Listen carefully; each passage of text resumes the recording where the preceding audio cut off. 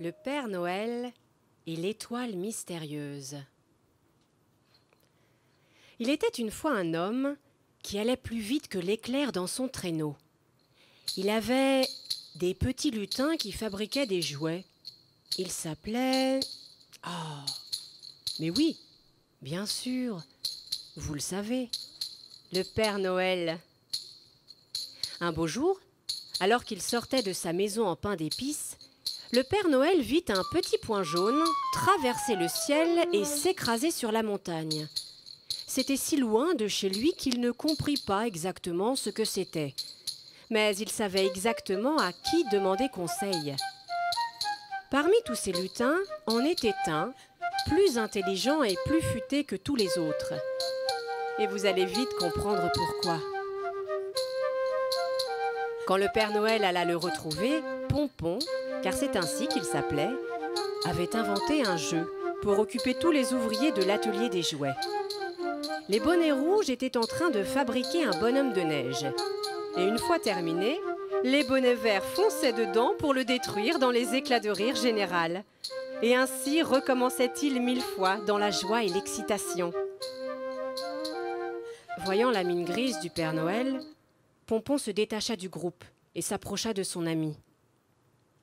Le Père Noël lui raconta ce qu'il avait vu, et le lutin lui expliqua qu'il s'agissait de l'étoile de Neptune. Il y a très longtemps, un petit morceau de cette planète gelée s'est détaché et s'est transformé en étoile magique qui a le pouvoir de tout geler sur son passage. Le Père Noël n'avait aucune envie de voir le monde disparaître sous la glace. Il demanda à Pompon comment on pouvait arrêter cette étoile. Pour rompre le charme, il faut ramener le renne sacré pour qu'il illumine la montagne. Ensuite, il faut aller attraper l'étoile magique et la poser au sommet d'un sapin de Noël pour qu'elle arrête de tout geler sur son passage. Le Père Noël n'avait pas de temps à perdre. Il rentra se préparer pour la mission qui l'attendait. Une fois ses bottes chaussées et son costume le plus chaud enfilé, il sortit de sa maison en pain d'épices et il appela tous ses lutins. Le premier à le rejoindre fut Pompon, suivi par Lulu, Robin, Elfie, Élie et tous les autres. Ils partirent en direction de la forêt enchantée à la rencontre du renne sacré. Pour le trouver, il suffisait de regarder le ciel et de se laisser guider par les aurores boréales. Ils survolèrent en traîneau la forêt enchantée et traversèrent avec émerveillement les lumières vertes et rouges. C'était magique et magnifique. Ils finirent par trouver le renne qui se tenait au sommet d'un rocher. Il était majestueux. Il brillait de 1000 feux. Le renne se laissa approcher et apprivoiser par Pompon.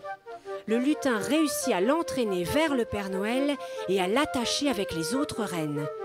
Tous ensemble, ils s'envolèrent vers l'étoile de Neptune au sommet de la montagne.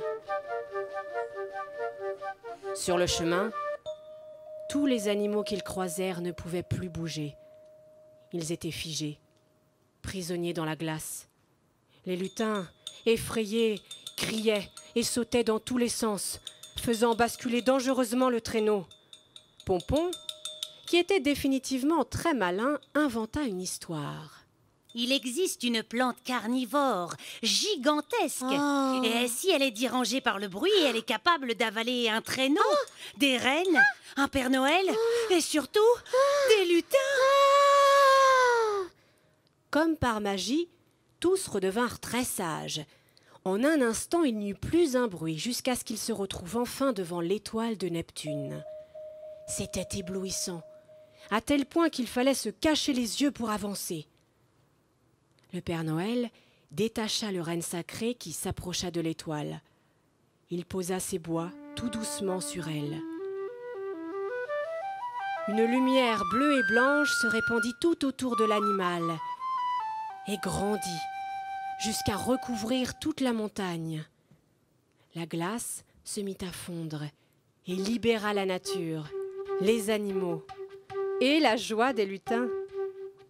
Enfin, le Père Noël put prendre l'étoile dans ses mains. Il la déposa tout en haut du plus beau sapin de la forêt. Les lutins se mirent à décorer l'arbre avec de belles guirlandes et des boules de Noël de toutes les couleurs. C'était le plus beau sapin qu'on ait pu voir jusqu'à ce jour. Et aujourd'hui encore, si vous allez au pôle Nord, vous pourrez voir l'étoile de Neptune briller, tout en haut du plus vieux sapin de la montagne du Père Noël. Ethan.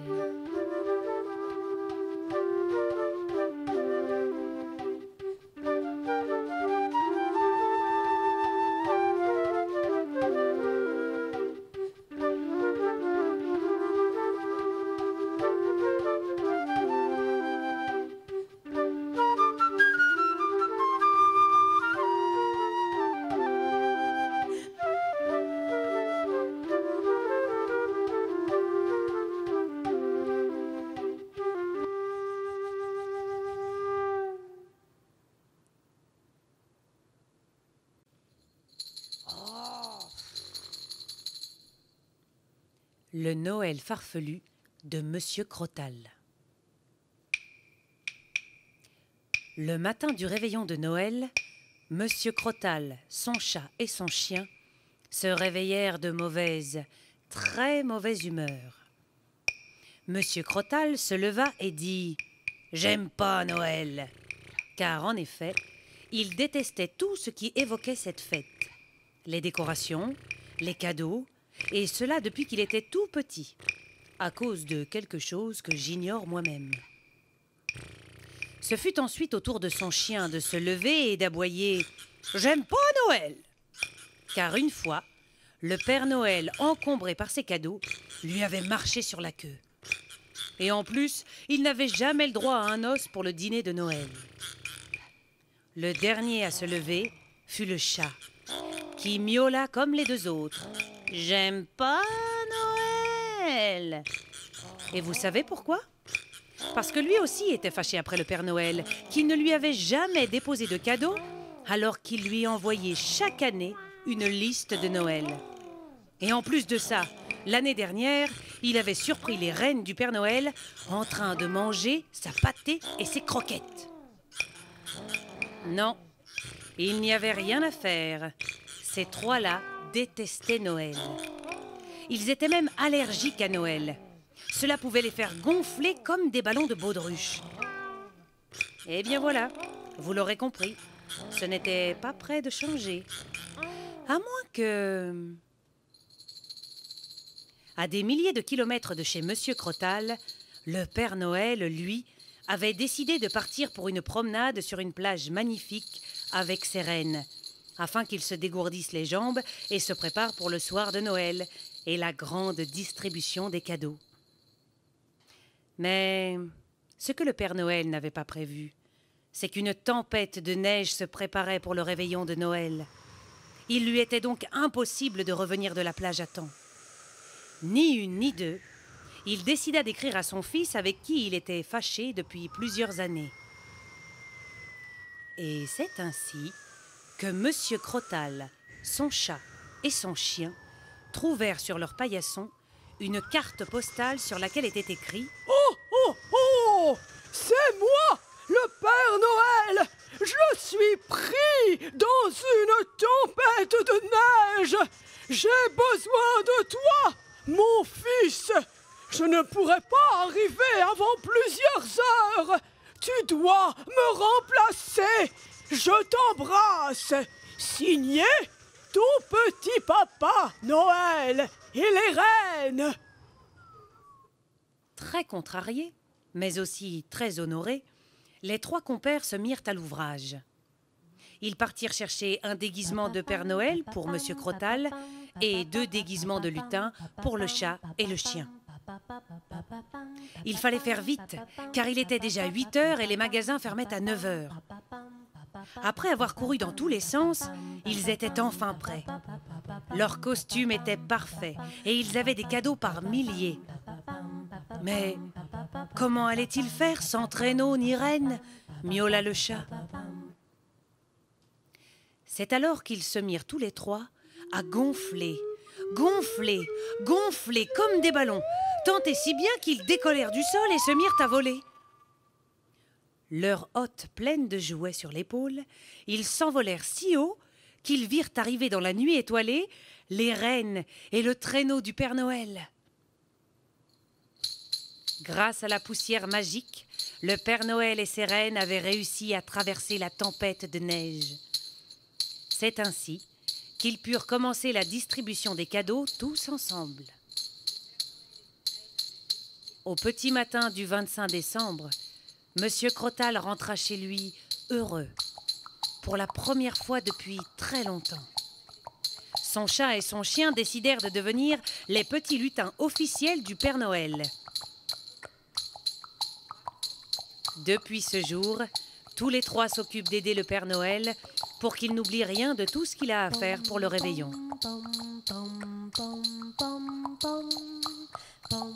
Margot.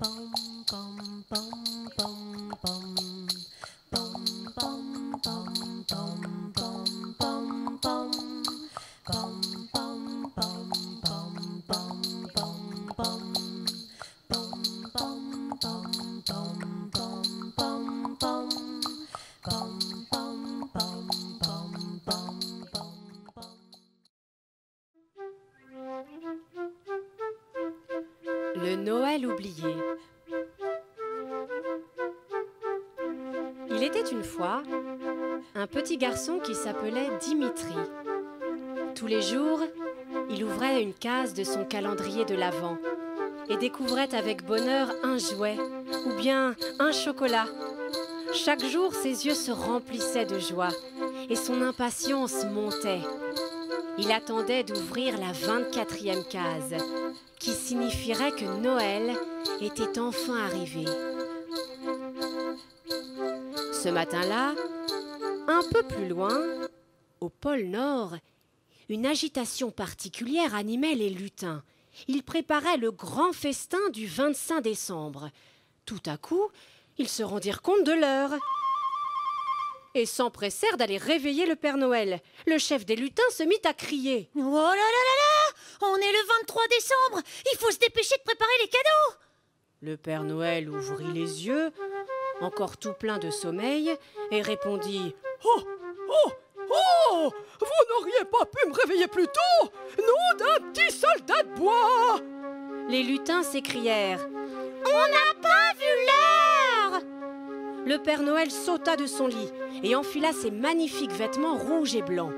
Il courut chercher les listes des enfants et passa 2 jours complets à emballer les cadeaux.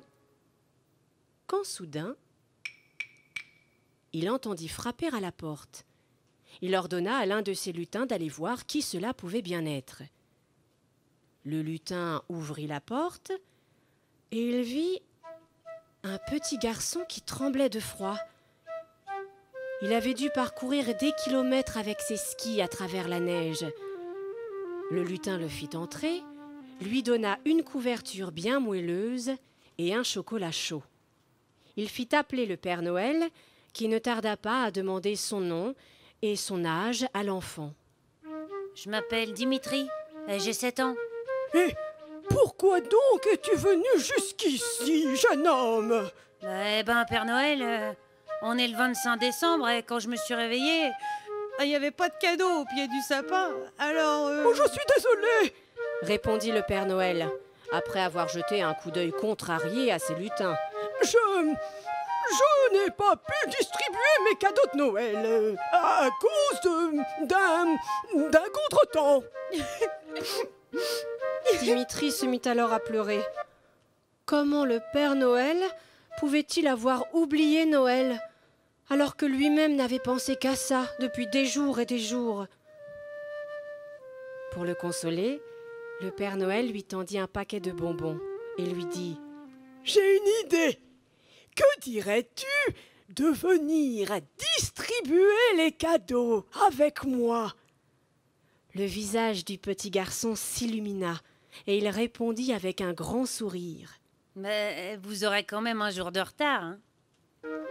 Le Père Noël réfléchit et lui dit tendrement. « Tout ce qui compte, c'est que les enfants aient leurs cadeaux. Tu ne crois pas ?» Dimitri était vraiment d'accord avec ce dernier point. Ensemble, ils allèrent donc chercher les rennes. Et le Père Noël présenta Tornade, danseuse, fringant, furie, comète, tonnerre, Cupidon, éclair et Rodolphe au nez rouge à Dimitri, qui s'extasia devant tous les rennes, mais surtout devant Rodolphe au nez rouge, son préféré. Après avoir tout préparé, les lutins mirent la hotte dans le traîneau et laissèrent à Dimitri l'honneur de mettre la poussière magique sur les rennes. Ça y est, le Père Noël et lui s'envolaient dans le ciel. Le petit garçon lançait les cadeaux dans les cheminées et le Père Noël les disposait au pied des sapins. Ils firent ainsi dans toutes les maisons du monde. À la fin, il ne resta plus que la maison de Dimitri, qui s'était endormi dans le traîneau. Le Père Noël le porta jusqu'à son lit et sans faire de bruit, il déposa ses cadeaux avant de repartir pour le pôle Nord. Le lendemain matin, quand Dimitri se réveilla, il fonça vers le sapin et découvrit tous les paquets qui l'attendaient. Il ouvrit la fenêtre et cria « Merci, Père Noël !» Dimitri eut plein de merveilleux cadeaux. Des voitures, oh, des Legos Et même un chien. Bref, un Noël un peu en retard, mais formidable. Léa.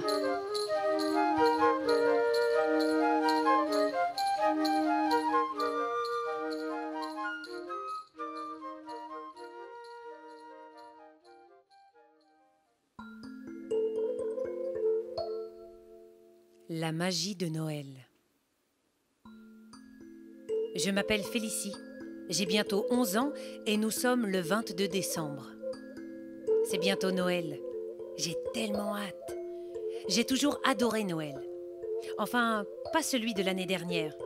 Ma famille n'a pas pu venir. Je suis restée avec mes parents, ma grande sœur Clara qui a 15 ans et qui est blasée de tout, et mon petit frère Gabriel qui a 7 ans. Lui, par contre, il adore fêter Noël, comme moi. Hier, il m'a dit qu'il resterait éveillé jusqu'à ce que le Père Noël arrive et vide sa hotte de cadeaux à côté du sapin. Gabriel a des posters de Noël partout dans sa chambre. Il est très généreux, mais parfois un petit peu têtu. Quant à ma grande sœur, elle dit que Gabriel ne raconte que des sottises et que le Père Noël n'existe pas. Et moi, ma passion, c'est de dessiner. Je transporte toujours un petit carnet pour pouvoir dessiner. Aujourd'hui, je pars faire les boutiques avec ma maman. On achète des chocolats pour les invités. Mes préférés sont ceux avec le goût cerise, alors pour me faire plaisir, je vois bien que ma mère veut m'en acheter une boîte.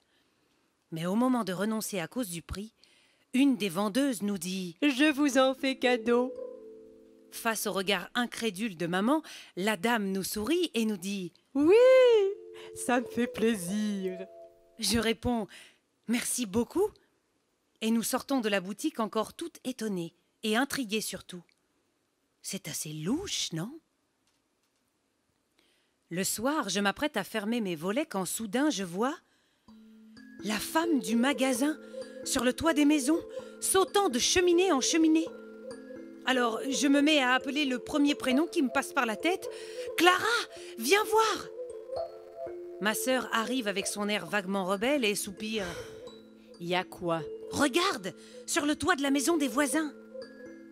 Elle s'approche et me dit qu'il n'y a rien. « Y a rien. »« Mais si, regarde bien !» Avant même que j'appelle Gabriel, ma sœur est déjà partie et la femme a disparu. Je fonce vers ma table de nuit. J'allume ma lampe de chevet et je dessine du mieux que je peux ce que j'ai vu. Le lendemain matin, au petit déjeuner, j'explique à mon frère ce qui s'est passé en lui montrant mon dessin. « C'est bizarre, mais ça me plaît, » me dit-il. « Ce soir, ça te dit on enquête. Il faut réussir à suivre la dame mystérieuse. Mais on doit absolument revenir avant demain soir pour le dîner, la bûche et les cadeaux. La journée a été longue, mais nous sommes enfin tous les deux dans ma chambre. Dehors, il fait nuit. Nous scrutons l'horizon à la recherche de notre cible. Quand tout à coup, mon frère aperçoit... Oh, une espèce de gros carton! Oh, mais non! C'est un carrosse qui vole juste à côté de ma fenêtre. Allons-y! Chuchote Gabrielle. Mais c'est trop... Bon, d'accord. J'ouvre ma fenêtre et au moment où il est le plus proche, j'essaie de m'introduire dans ce véhicule volant, mais ma main glisse. Heureusement, mon frère me rattrape et me crie « Tiens bon! » Nous sommes maintenant à bord de cette espèce de carrosse volant. C'est magnifique! Toutes ces couleurs, Tous ces jouets! tous ces... Nous n'avons pas le temps de finir notre phrase, que d'un coup ça accélère puissance 1000 et une voix résonne. Destination Norvège. Après quelques minutes de vol, le carrosse se pose et une voix énorme retentit. Rudolf! Éclair! Foudre! Financier! Je suis si heureux de vous voir! Ça fait exactement 21 heures que je ne vous avais pas vu! Oh! Je suis allé voir un de mes vieux rennes, Pablo. Vous vous souvenez de lui? Oh, oh, oh, la Norvège! Quel beau pays! Je jette un œil par la fenêtre et je vois une cascade glacée, une grande forêt et plein de neige. C'est merveilleux. Waouh! Laisse échapper Gabrielle. Qui a dit ça? Un homme monte à bord alors que nous nous précipitons sous les banquettes pour nous cacher. Il ne nous a pas vus. Ouf, Allons au pôle Nord! dit l'homme. Je chuchote à mon frère. Quoi? Mais qui vit au pôle Nord à part le Père Noël? Chut, parle moins fort. À peine ai-je prononcé ces mots que le carrosse s'arrête. Les portes s'ouvrent et le Père Noël, enfin, je suppose, se dirige vers une maison verte et rouge. Nous le suivons à bonne distance. À l'intérieur de la belle maison, il y a un sapin, du pain d'épices, des sucres d'orge et une bonne odeur de bûches de Noël. Après avoir tout scruté par la fenêtre, nous sursautons quand un lutin passe tout près de nous. L'émerveillement nous fait presque rater le Père Noël qui ressort de nouveau dehors, accompagné par une femme. À demain, mon chéri. On reconnaît immédiatement la dame du magasin. C'est la Mère Noël! Gabrielle ne tient plus en place, mais nous n'avons pas le temps de traîner. Il faut nous cacher à l'arrière du traîneau avant qu'il ne décolle. Direction New York. Quoi? Mais c'est bientôt le soir et on doit fêter Noël avec notre famille, Écoute, me dit Gabrielle. on peut toujours fêter Noël. Être avec le Père Noël, c'est une chance. Je n'ai pas le temps d'acquiescer car la voix du traîneau résonne à nouveau. Vous êtes arrivé à destination. Le Père Noël descend, il dépose sa hotte dans une rue déserte et saute à l'intérieur. Gabriel n'attend pas une seconde pour l'imiter. Lui aussi saute dans le gros panier. Ils ont disparu tous les deux. Je me penche pour voir à l'intérieur de la hotte, mais je trébuche et je tombe dedans moi aussi. Ma chute dure 1 minute. J'atterris au milieu d'une foule de cadeaux, si nombreux qu'ils forment des chemins immenses. Il y en a au-dessus, en dessous, à gauche, à droite. Et loin devant moi, mon frère court. J'essaye de lui crier « Gabriel !» mais il m'ignore. Il continue sa course vers le bout du chemin. Je le rejoins enfin devant l'atelier du Père Noël et des lutins. C'est magnifique. Dit mon frère, les yeux écarquillés. Toutes ces couleurs, tous ces tapis roulants, tous ces jouets. Mais comment aller jusqu'au Père Noël sans être vu par les lutins? Je me sens tout à coup très triste à l'idée de ne pas fêter Noël en famille. C'est alors que je sens dans ma poche les chocolats offerts hier par la mère Noël. J'en sors 2, et alors que nous les ouvrons, sur le papier est inscrit « Bonbon d'invisibilité ».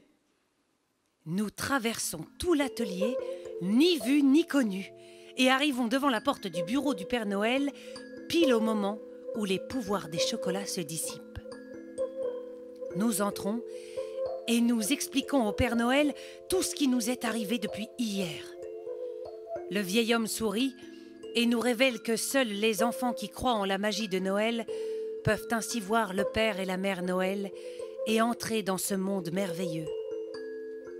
L'émotion qui nous traverse, mon frère et moi, est magnifique quand le Père Noël nous dit « Écoutez, les enfants, je vais vous ramener chez vous, mais vous pourriez peut-être m'aider à distribuer les cadeaux. » Et c'est ainsi qu'après avoir aidé le Père Noël et après qu'il nous a souhaité un joyeux Noël, nous rentrons enfin à la maison. Maman! Mais les enfants, où étiez-vous? Au pôle Nord. Répond mon frère. Quel blagueur, soupire ma mère. Où est Clara? Elle est partie vous chercher. Elle m'a dit qu'elle reviendrait et elle a laissé un mot pour vous sur la table. Tiens. Félicie, Gabriel, je m'en veux d'avoir dit ça au sujet du Père Noël. Je l'ai vu de mes propres yeux par la fenêtre. J'étais tellement triste de votre disparition que je me suis mise à penser très fort à lui. J'ai alors vu une étoile filante. J'ai pensé à vous. Je vous aime. Votre sœur, Clara. Soudain, comme par magie, je me retourne et je vois la porte s'ouvrir. « Clara, tu es rentrée !» Mon frère et moi lui sautons dans les bras et après un énorme câlin, elle nous dit « C'est si beau la magie de Noël. » Anaïs.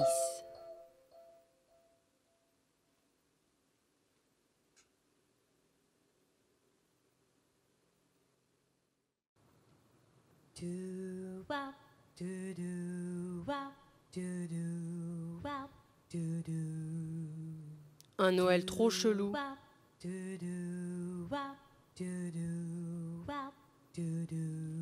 Je suis une elfe du pays d'Utopia. Pour ceux qui connaissent pas, Utopia, c'est le pays du Père Noël. Ah oui, et au fait, je m'appelle Colline. Bon, le début de mon histoire est pas ouf. Je viens de rentrer court, c'était long et barbant, comme d'hab. Ça m'a un peu saoulée. Alors je monte dans ma chambre, je m'installe au coin du feu, je parle avec ma chouette, Cookie. Elle me répond jamais, bien sûr. Ah, j'ai oublié de dire le plus important, demain c'est Noël. Ça c'est trop cool. Les sapins, les cadeaux, les chocolats.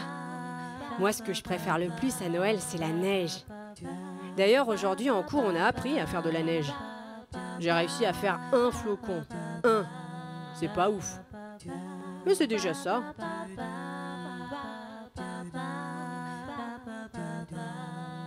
Le lendemain, jour de Noël, donc, je me réveille comme d'hab, je prends mon petit déj comme d'hab, et je sors pour aller en cours comme d'hab.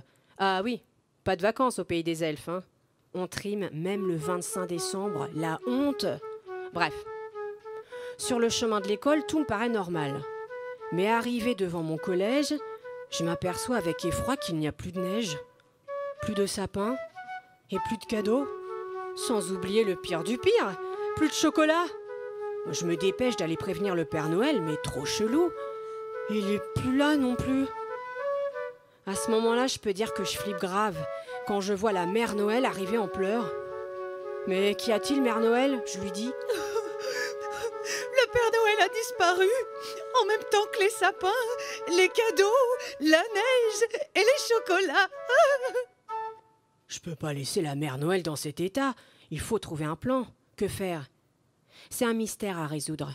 Il me faut donc l'aide de mes amis. Ah oui, je vous les présente du coup.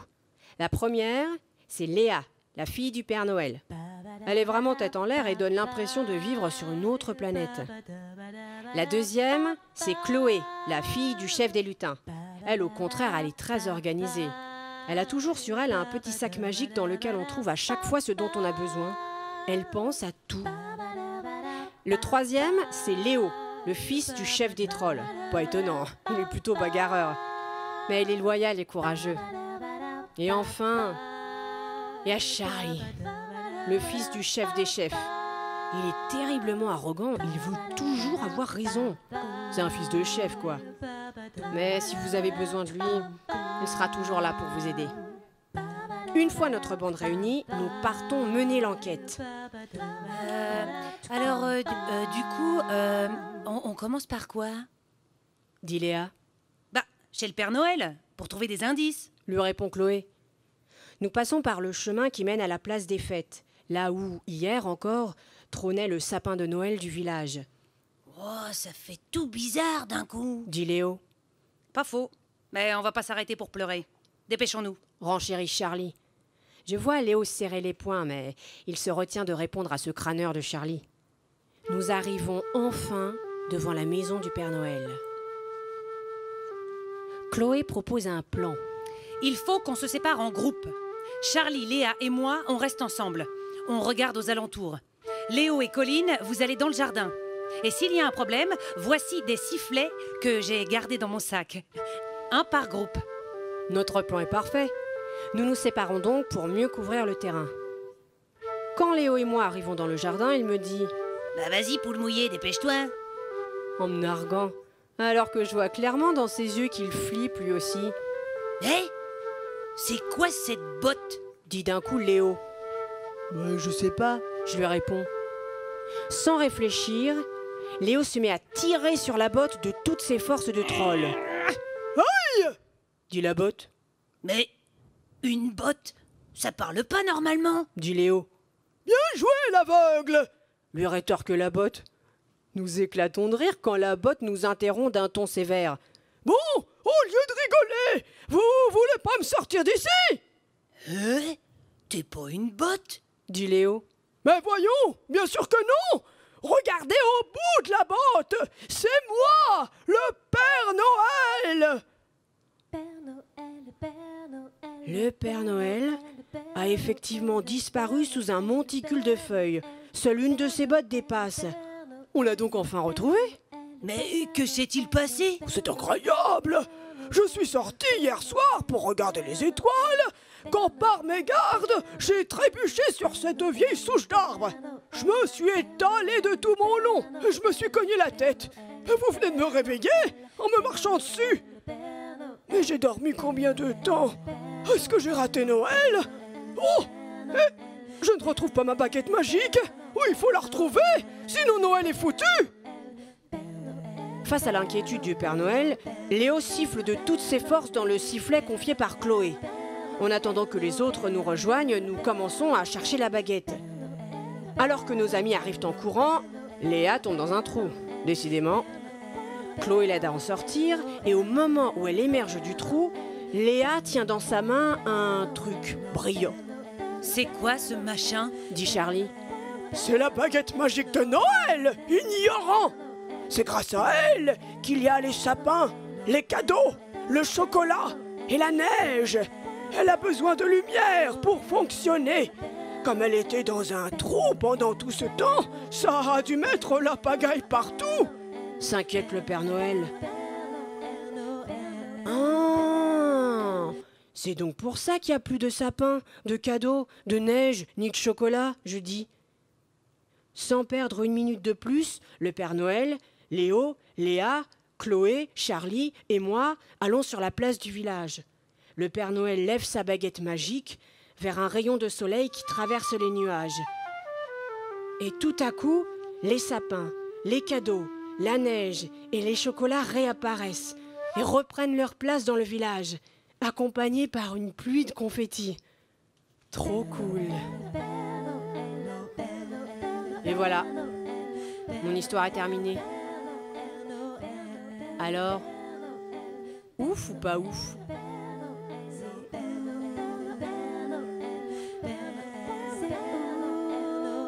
Colline.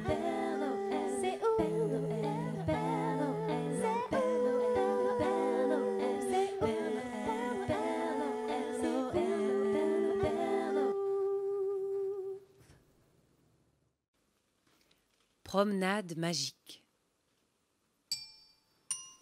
Il était une fois une jeune fille qui s'appelait Emma. Elle adorait Noël. Elle avait une tradition depuis toute petite. Elle se promenait toujours dans les bois le jour du réveillon. Comme tous les autres jours d'ailleurs. Oui, mais le jour du réveillon, ce qu'elle aimait le plus, c'était le calme qui régnait dans la forêt. Elle imaginait entendre les grelots des reines du Père Noël. Cette année, elle eut une idée merveilleuse. Et si aujourd'hui, j'invitais ma meilleure amie, Lilou, à venir avec moi? Mais oui! Et en plus de se promener, on pourra aussi pique-niquer, en attendant que le Père Noël vienne nous apporter nos cadeaux. Emma demanda à ses parents, puis à Lilou s'ils étaient d'accord. Après avoir obtenu un grand « oui » de la part de chacun, Emma fit son sac et se dirigea vers la porte pour rejoindre son amie. C'est bon, je suis prête. Je peux y aller, maman. Bien sûr, ma chérie, je vous ai préparé des sandwichs. Allez, vas-y, dépêche-toi, ou vous allez rater le Père Noël. S'amusa son père.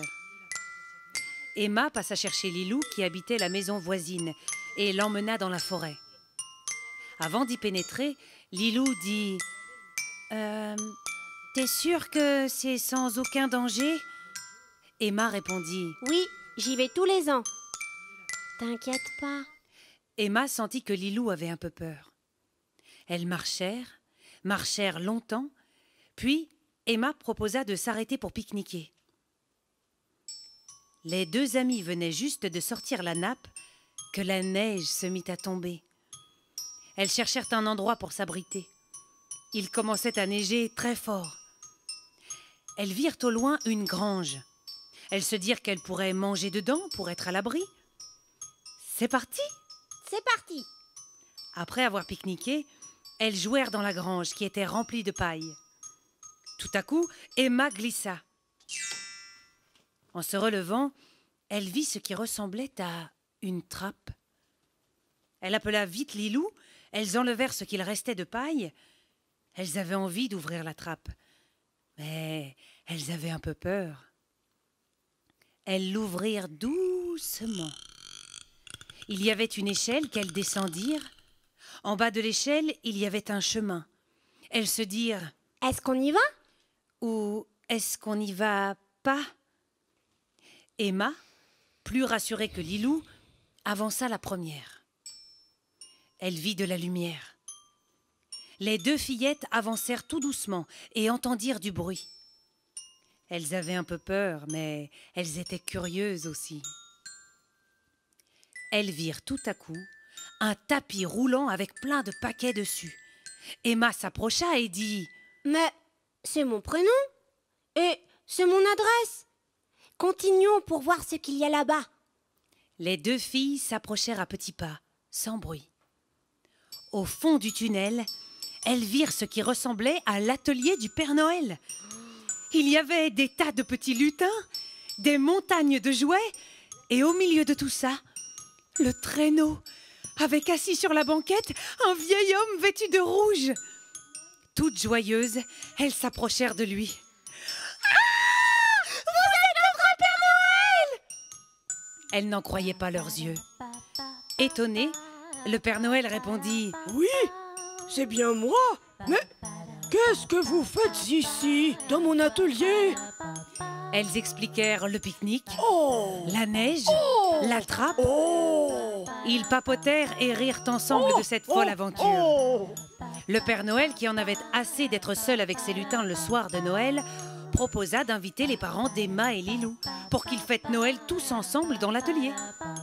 Les fillettes sautèrent de joie et dirent « Oui, oui, oui! Merci, Père Noël !» Les parents, aussi émerveillés que leurs enfants, arrivèrent les bras chargés de gâteaux et de sablés.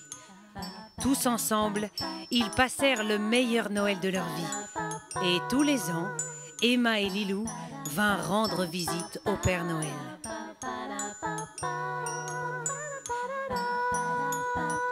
Zoé.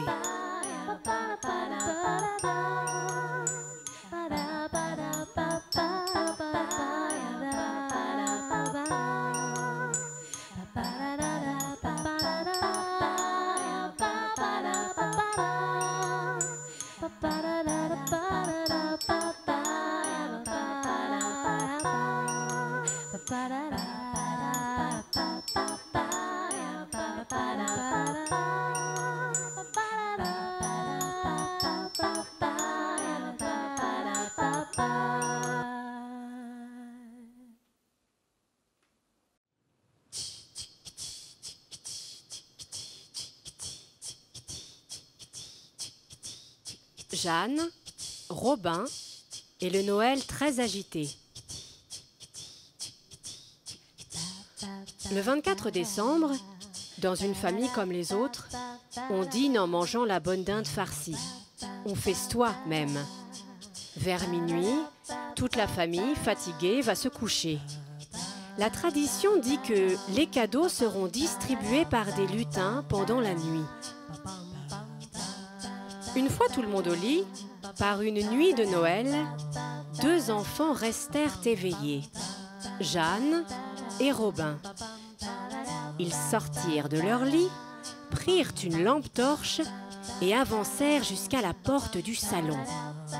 Ils l'ouvrirent avec précaution, mais comme il faisait noir, ils n'y voyaient rien. Ils entendirent quelque chose bouger. Ils allumèrent alors leur lampe torche et dans le coin de la cheminée, découvrirent une douzaine de petits hommes habillés de vert. Sur leur tête, des chapeaux à grelots et à leurs pieds, des mocassins en pointe. Jeanne et Robin allaient crier de peur quand les lutins, car c'étaient des lutins, leur firent signe de se taire, un doigt sur la bouche. Chut. Qui êtes-vous ? Demanda Robin. Les lutins n'entendirent pas sa question, car ils étaient trop occupés à régler leur compte. Je t'avais dit de faire attention. C'est pas moi ! C'est lui, il a marché sur le papier aluminium. C'est pas un papier aluminium d'abord, c'est un papier cadeau. C'est pareil. Alors non, rien à voir Eh avec oh! On vous a demandé qui vous étiez. Dit Jeanne. Moi, c'est Litchi. Moi, Cookie. Jean-Mi. Grinderie. Fifi. Chichi. Réré. Fifi. Rotty. Canapelli. Oui, d'accord, mais quelle créature êtes-vous ? Demanda Robin. Hein? Ah, nous sommes les lutins du Pays des Neiges. C'est quoi ça ? Mais Robin, c'est la légende de Noël. Celle qui raconte que le Père Noël fabrique des cadeaux toute l'année. Et comme il est trop vieux pour se déplacer, les petits lutins font le tour des maisons le soir de Noël. Donc les parents ne nous avaient pas menti ? Bon, merci, bonsoir. Allez, le gars, on y va. Dit Canapelli. Attendez une minute, dit Robin. Où allez-vous ? Et comment allez-vous partir d'ici ? Rôti répondit aussitôt. Oh, c'est très simple. On rentre au Pays des Neiges grâce à notre trait et... L'interrompit Lily, Bon, on va être en retard, hein? dit Fifi.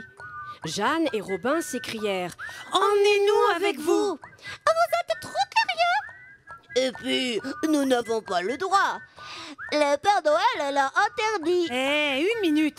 Si vous refusez de nous emmener, on appelle nos parents. Dit Jeanne. Mais on sera découvert. Dit timidement Jean-Mi. Exactement. Dit Robin. Et même que nos parents sont des vilains humains, adultes, et ils ne pensent qu'à manger.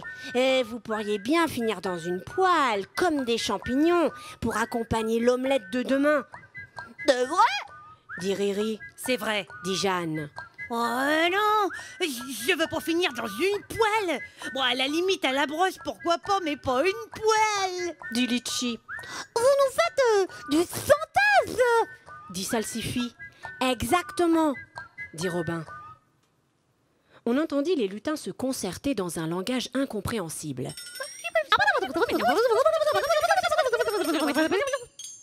Puis Carrie prit la parole. Bon, c'est d'accord, on vous emmène avec nous. Mais à une condition, hein. Vous serez discrets. Les 2 enfants firent un signe de tête affirmatif. Les lutins leur montrèrent un petit traîneau. Allez, montez. Les enfants se hissèrent dans l'engin, se serrant comme des sardines contre les lutins. L'un d'eux actionna une manette. Des centaines de rayons lumineux sortirent du vaisseau et en moins d'1 seconde, tout disparut. Les parents de Jeanne et Robin furent réveillés par la lumière, qui avait éclairé la pièce, et s'était infiltrée à travers les interstices des portes et fenêtres de toute la maison. Ils sortirent de leur chambre et allèrent dans la salle à manger.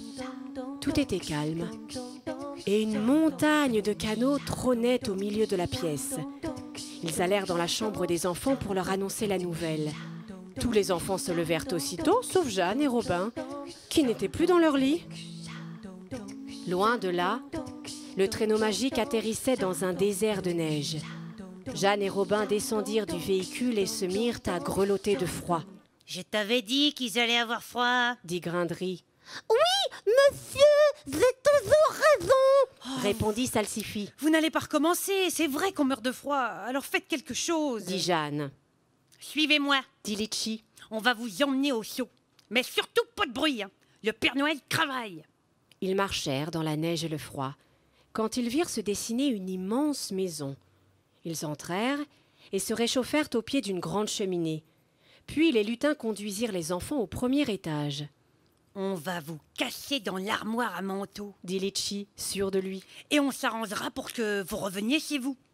Les enfants se glissèrent dans la cachette et les lutins fermèrent vite la porte, car déjà, on entendait des pas dans l'escalier. Une grande silhouette s'approcha et un gros et grand bonhomme apparut.